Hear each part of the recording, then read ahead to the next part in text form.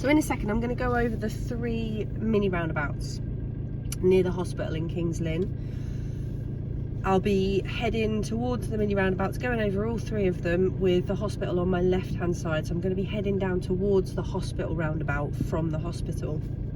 Now these 3 mini roundabouts are tricky because they're difficult to see. Before I go, we'll do the drive in a second. I just want to say a couple of things. On your driving test, the examiners are trained to give very basic instructions, not to overcomplicate things or confuse you. So they will give you very, very basic instructions.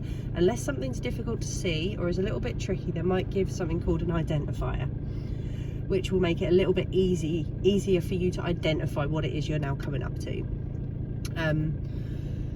So at the beginning of your test, they will tell you you're just going to follow the road ahead.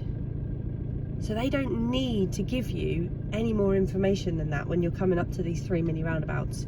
Now I've had 3 different variations from examiners on driving tests in regard to directions for these mini roundabouts. I've heard the examiners say absolutely nothing because they don't have to. You're going ahead at all three of them. They don't have to tell you they're there. They expect you to see it, follow the road ahead. You've already been told to keep following the road ahead anyway. So they don't have to say anything. They don't say anything at all, apart from at the major roundabout, turn right, which will be the actual hospital roundabout. I've heard them say at the mini roundabouts, we'll be following the road ahead. Then at the major roundabout, turn right. So they are giving you a bit of an identifier there. They are letting you know that there's there's mini roundabouts coming up, sorry. So you need to be thinking, okay, why have they told me that? Are they a little bit difficult to see? So you need to be switched on there. And the third one is they've actually said that 3 mini roundabouts coming up. You need to go ahead at all 3 mini roundabouts, then turn right at the main roundabout. So the reason they're giving you this extra piece of information is because they're probably going to be hard to see. There's going to be a lot for you to do, a lot for you to look out for. So pay attention to it. Really pay attention to it. If it's not a basic direction and they're saying extra on top of what they need to, just really, really pay attention to that. Okay, let's go and drive over these mini roundabouts. Let's have a little head down here.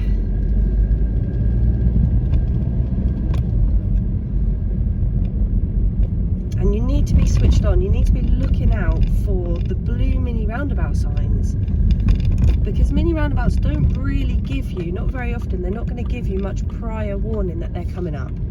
The blue roundabout signs tend to just be level with the mini roundabout giveaway line. So they're kind of dead on there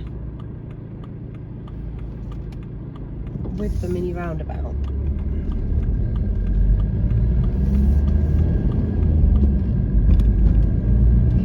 Driving down here, it's all 30 down here. There's a few little sort of pedestrian crossings, but they're all done with traffic lights, so they're not too bad. Just looking out, making sure that nobody's stood waiting, no one's pressed the buttons. And then in a minute you'll see the first mini roundabout coming up. So the first thing you want to be looking for, they would have already given you the direction by now. They would have already said going to follow the road ahead at all 3 mini roundabouts and then turning right at the main roundabout. So this is the first one coming up. I can see the blue circle. I'm looking for the straight lane, which is in the right. It's all looking good. I'm just going to follow ahead.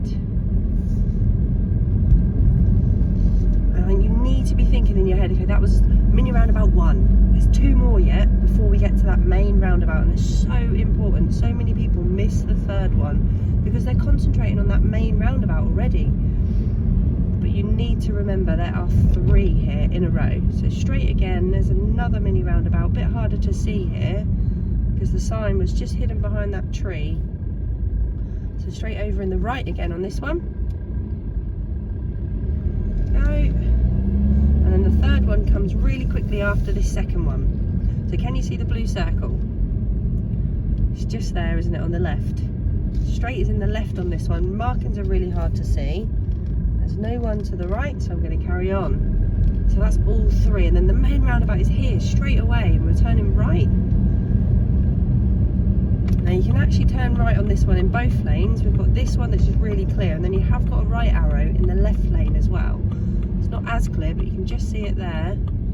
So we know both lanes turn right on this roundabout, and they may again tell you that piece of information. They might say we're turning right, and you can do that in either lane. So again, they're giving you a vital piece of information there. So we're going around, staying in this lane. Once we get to the second exit, check left, signal left. I'm not going to come across because there's a car to the left of me, so I'm going to exit in the right, keeping an eye on my left mirror to make sure I'm not cutting anyone up, put my foot down and off we go. So there's a lot to do there, there really is, and that's why they've given you that information. They want you to be thinking, shit, okay, I've got a lot to do here, I've got to really concentrate, I need to identify where everything is, I need to make sure I've counted all 3 mini roundabouts and not miss any of them. So many people miss that 3rd mini roundabout. Don't be one of them.